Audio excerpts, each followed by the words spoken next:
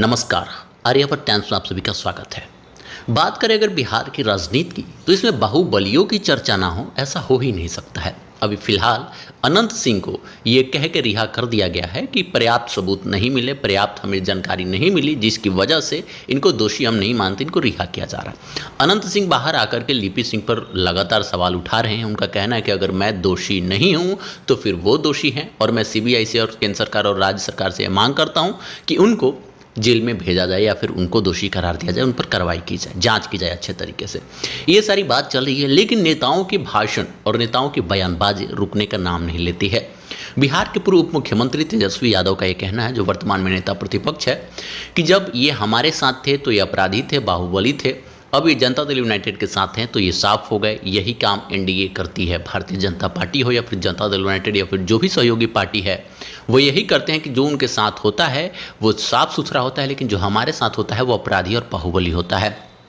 तमाम तरह की बयानबाजी होती रही है। तेजस्वी यादव ने यहाँ तक कह दिया कि जनता दल यूनाइटेड और भारतीय जनता पार्टी अपराधियों को संरक्षण देती है।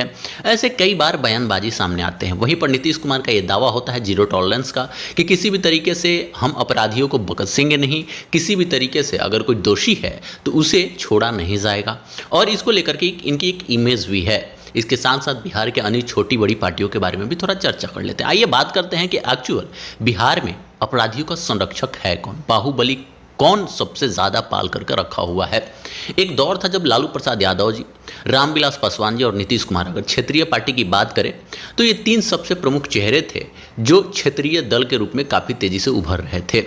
और अगर इन तीनों में बाहुबलियों की बात करें तो अनंत सिंह जी थे नीतीश कुमार के साथ, जनता दल यूनाइटेड के साथ, और अगर लोजपा की बात करें, रामविलास पासवान जी की बात करें तो सूरजभान सिंह जी थे उनके साथ। इसके साथ साथ अगर बात करें लालू प्रसाद यादव जी की, तो उस समय शहाबुद्दीन, जिनकी तूती बोलती थी ये कहा जाता है, और पूरे बिहार ही नहीं पूरे देश भर में काफ़ी चर्चित नाम थे, चेहरा थे, और अलग अलग जगह से उनका नाम जोड़ करके देखा जाता है, तो उतने बहुत बड़े बाहुबली थे वो माना जा रहा है। चूँकि अभी अनंत सिंह को बाहुबली ही कह सकते हैं, अपराधी नहीं कह सकते हैं, क्योंकि अपराध उन पे अभी साबित नहीं हुआ है। और अगर केसेस की बात कर रहे हैं तो भारतीय जनता पार्टी हो, जनता दल यूनाइटेड हो, कांग्रेस हो, राष्ट्रीय जनता दल हो, लोक जनशक्ति पार्टी हो, कोई भी ऐसी पार्टी नहीं है जिसमें अपराधियों की संख्या कम है, जिसमें चुनाव लड़ने वाले के ऊपर कई सारे मामले दर्ज नहीं हैं, चाहे पुरुष हो या महिला हो।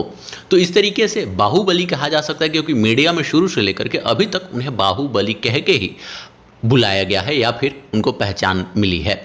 तो शहाबुद्दीन जी थे लालू प्रसाद यादव जी के साथ। ये दौर काफ़ी बिहार के लिए भयानक दौर था, जहाँ पर जनता त्राहिमाम कर रही थी। वहीं पर ये तीनों पार्टियाँ एक दूसरे को दबाने के लिए बाहुबलियों का इस्तेमाल करके आगे बढ़ते जा रही थी। हम बड़ा और हम बड़ा की जो बात है वो होते रह रही थी। तो तीनों लोगों ने बिहार में ऐसे ऐसे कई सारे बाहुबली पाले हुए थे, कई सारे बाहुबली रखे हुए थे, संरक्षण दे रहे थे। ये बात कहने में थोड़ी सी भी संकोच इसलिए नहीं है क्योंकि ये पूरा बिहार जानता है। ऐसा कोई भी बिहारी नहीं होगा उस दौर का जो इस बात को ना जानता हो। तो जो लालू प्रसाद यादव जी के बीच में शहाबुद्दीन के साथ खटपट हुई, वो कब हुई आइए ये बता देते हैं। जब अंतिम बार शहाबुद्दीन को जेल से निकाला गया तो शहाबुद्दीन ने एक बयान दिया सीधे तौर पर कि लालू प्रसाद यादव जी हमारे नेता हैं। जब गठबंधन की सरकार थी, महागठबंधन की बिहार में, तब की बात है, हम नीतीश कुमार को नहीं जानते हैं। इस बयान के बाद तमाम तरह की चर्चाएं होनी शुरू हो गई और फिर से शहाबुद्दीन जेल के अंदर चले गए। उसके बाद बीच में ये पता चला कि उनको कोविड हुआ और कोविड के दौरान जब हॉस्पिटलाइज हुए तो उनकी मौत हो गई। इसके बाद उनके परिवार में मातम छाया रहा, अलग अलग प्रकार के नेता वहाँ पर जाके मिलने लगे। और अब आया बारी लोकसभा चुनाव 2024 का। लोकसभा चुनाव 2024 के पहले राष्ट्रीय जनता दल उनके संपर्क में तो थी, लेकिन जब सिवान से उनकी पत्नी ने टिकट मांगा तो उन्हें टिकट देने से ये इनकार कर देते हैं और वहाँ पर टिकट किसी और को दे देते हैं। अवध बिहारी चौधरी वहाँ से राष्ट्रीय जनता दल के टिकट से चुनाव लड़ रहे थे, महागठबंधन के उम्मीदवार थे। तो ये माना गया कि जब बुरा वक्त चला शहाबुद्दीन का तो शहाबुद्दीन को इन्होंने छोड़ दिया। इस दौरान लोक जनशक्ति पार्टी के जो रामविलास के अध्यक्ष हैं चिराग पासवान, ये पहुंचे हुए थे उनके परिवार को सांत्वना देने, उनके परिवार को सहानुभूति देने के लिए कि जो भी हुआ बुरा हुआ लेकिन हम आपके साथ हैं। मीडिया में भी खूब इस बात को उछाला गया। इससे पता चल रहा है कि पहले से उनका संबंध बेहतर था उस परिवार के साथ। शहाबुद्दीन जिनके ऊपर कई सारे मामले दर्ज थे और उनको पूरा भारत जानता है। अब बीच में फिर ये खबर आ रही है कि लोकसभा चुनाव के बाद फिर से विधानसभा चुनाव 2025 आने वाला है और ये सबको पता है कि उस क्षेत्र में बहुत बड़ा मुस्लिम वोटर शहाबुद्दीन को बहुत ज़्यादा पसंद करता है। ना सिर्फ मुस्लिम वोटर बल्कि शहाबुद्दीन के चाहने वालों की संख्या में कई अन्य धर्मों के लोग भी शामिल हैं। तो इस वजह से वहाँ पर फिर से तेजस्वी यादव पहुँचे हुए थे उनके परिवार के पास, उनको मनाने के लिए गए होंगे या फिर कोई बात करने के लिए गए होंगे, कुछ डील हुआ होगा, कुछ भी हो सकता है। ये राजनीति है और बिहार के लोग राजनीति को बहुत अच्छे तरीके से समझ चुके हैं। अब जितनी बार नीतीश कुमार का गठबंधन एनडीए के साथ रहा है, जितनी बार नीतीश कुमार का गठबंधन महागठबंधन के साथ रहा है, भले ही कोई नीतीश कुमार को पलटू राम कह देता है, लेकिन यह भी मानना होगा कि सभी पार्टियां उनके साथ गठबंधन करती हैं तभी तो वो पलटी मार पाते हैं। सबको ये चीज़ अच्छा लगता है, पसंद आता है। तो बिहार की राजनीति इससे अब नहीं रह गई है और लोग भी बेहतर तरीके से इस चीज़ को जान और समझ गए हैं। तो फिर से तेजस्वी यादव वहाँ पर पहुँचे, उम्मीद की किरण दिखी कि विधानसभा चुनाव में उनका फिर से बड़ा योगदान हो सकता है। कुछ दिन पहले लवली आनंद को जिस तरीके से उनके बेटे को राष्ट्रीय जनता दल में थे वो, उस चेतन आनंद की चर्चा खूब हो रही थी, सोशल मीडिया में खूब ये चीज़ वायरल हो रहा था। और तेजस्वी यादव इस साफ कहते हुए दिखे कि जब इनको कोई नहीं पूछता था तो हम पूछते थे, लेकिन अब इनके पंख निकल आए हैं और फिर से नीतीश कुमार के साथ चले गए हैं। तो इसके बाद भी अगर कोई आकर के ये बयान देता है कि मैं पाक साफ हूँ, मैं किसी भी तरीके से किसी को संरक्षण नहीं देता हूँ, किसी को सपोर्ट नहीं करता हूँ, किसी भी बाहुबली को अपने पार्टी में नहीं रखा हूँ, तो निश्चित तौर पर वो जनता को मूर्ख समझ रहा है। जितने भी आज बिहार में नेता हैं, जितने भी आज बिहार में पार्टियां हैं, कहीं ना कहीं उनकी पार्टी में कोई ना कोई बाहुबली जरूर है। तो ये जो बयानबाजी होती है नेताओं की, सिर्फ सुनने में अच्छी लगती है।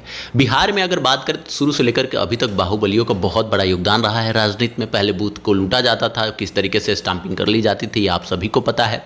इसके बाद पुनः लोगों को डराने धमकाने का मामला शुरू हुआ। बहुत सारे ऐसे काम होते थे। अगर बिहार में जंगल राज की बात करें तो आप सभी को पता है कि उसमें किसका हाथ सबसे अधिक था, किसने सबसे अधिक किडनैपिंग किया था, किसका केस दर्ज नहीं होता था। ये तमाम तरह की बातें बिहार बहुत अच्छे तरीके से समझता है।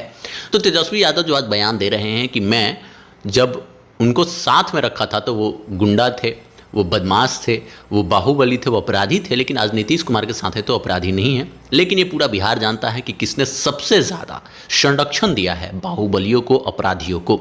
वैसे आप सभी को बता दें कि 2025 का विधानसभा चुनाव है, उसको लेकर के अनंत सिंह मन बना रहे हैं और निश्चित तौर पर अगर वो रहते हैं बाहर तो वो चुनाव लड़ सकते हैं। और आप सभी को पता है कि जनता चाहे जिस वजह से उनको पसंद करे, लेकिन वो चुनाव जीतते हैं, निर्दलीय भी कई बार वो चुनाव जीत चुके हैं।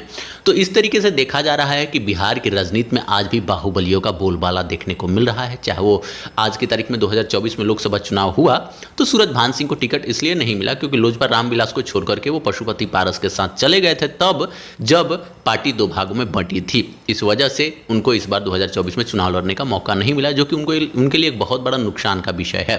परंतु 2025 के विधानसभा चुनाव में इन सभी बड़े बाहुबलियों का बड़ा योगदान रहने वाला है और इस बार फिर बिहार पुराने तर्ज पर चुनाव लड़ने जा रहा है। जिस तरीके से लोकसभा चुनाव में ललन सिंह का समर्थन करते हुए दिखे थे, ऐसा लग गया था उसी समय कि अनंत सिंह को इस बार बाहर लाने में जदयू की बड़ी भूमिका होगी, एनडीए की बड़ी भूमिका होगी। लेकिन ये कोर्ट का निर्णय रहा और कोर्ट ने उन्हें बरी कर दिया।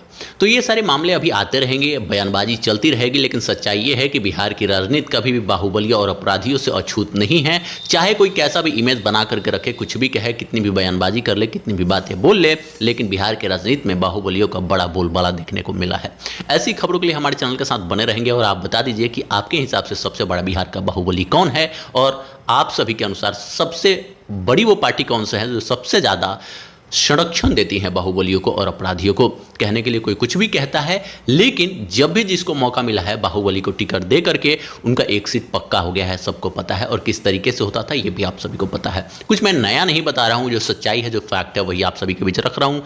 लोजपा के साथ भी बाहुबली थे, राजद के साथ भी बाहुबली थे और भारतीय जनता पार्टी और अन्य जितने भी दल हैं, कांग्रेस हैं, जनता दल यूनाइटेड है, इन सब में अगर अपराधियों की संख्या गिनी जाए तो आज भी चुनाव लड़ने वाले में अपराधियों की संख्या बहुत अधिक है। और जिन अपराधियों की जिनमें संख्या कम है तो आपको पता चलेगा किसी न किसी अपराधी की पत्नी वहां से चुनाव उनके साथ मिलकर के लड़ रही है और बड़े ही शान और शौक से ये जाकर के उनके लिए चुनाव प्रचार करते हैं। उनके नामों का इस्तेमाल अन्य जगहों पर भी किया जाता है। मिलते हैं नेक्स्ट वीडियो में इंपॉर्टेंट इन्फॉर्मेशन के साथ। धन्यवाद।